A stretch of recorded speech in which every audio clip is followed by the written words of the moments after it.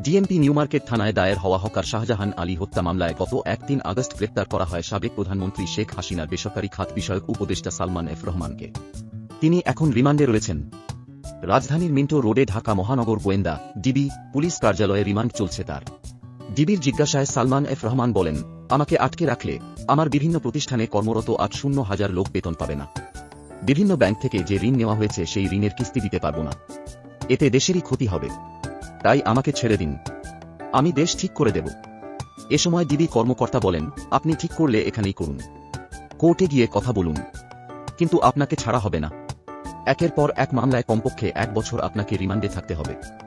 Salman F রহমানের কাছে ডিবির জিজ্ঞাসাগত নির্বাচনের আগেই তো আওয়ামী লীগ সরকারের পতন হওয়ার কথা ছিল, তখন হয়নি কেন?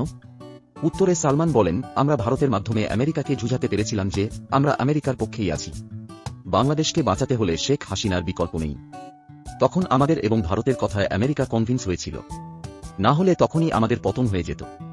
উল্লেখ্য, ছাত্র জনতার অভ্যুত্থানের মুখে গত ৫ আগস্ট প্রধানমন্ত্রী শেখ হাসিনা পদত্যাগ করে দেশ ছেড়ে পালিয়ে যান।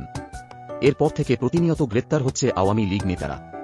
এই মুহূর্তে যারা ডিবি হেফাজতে রিমান্ডে আছেন তাদের মধ্যে উল্লেখযোগ্য হলেন সাবেক ডেপুটি স্পিকার শামসুল হক টুকু, সাবেক প্রধানমন্ত্রী শেখ হাসিনার বেসরকারি শিল্প ও বিনিয়োগ উপদেষ্টা সালমান এফ রহমান, সাবেক আইনমন্ত্রী আনিসুল হক, সাবেক তথ্য ও প্রযুক্তি প্রতিমন্ত্রী Junaid Ahmed Palak, national telecommunication monitoring সেন্টারের এনটিএমসি মহাপরিচালক মেজর জেনারেল জিয়াউল আহসান, সাবেক এমপি সাদেক খান, জাতীয় সংসদের সাবেক chief whip Assam Firoz, workers পার্টির রাশেদ খান মেনন, আওয়ামী লীগের সাংগঠনিক সম্পাদক আহমদ হোসেন, চট্টগ্রাম বন্দরের সাবেক chairman rear admiral Mohammad Sohail, সাবেক ক্রীড়া উপমন্ত্রী আরিফ খান জয়, সাবেক সমাজ কল্যাণ মন্ত্রী ডা দীপু মনি, সাবেক সিনিয়র সচিব শাহ কামাল, ঢাকা বিশ্ববিদ্যালয় ছাত্রলীগের সাধারণ সম্পাদক তানভীর হাসান সৈকত প্রমুখ।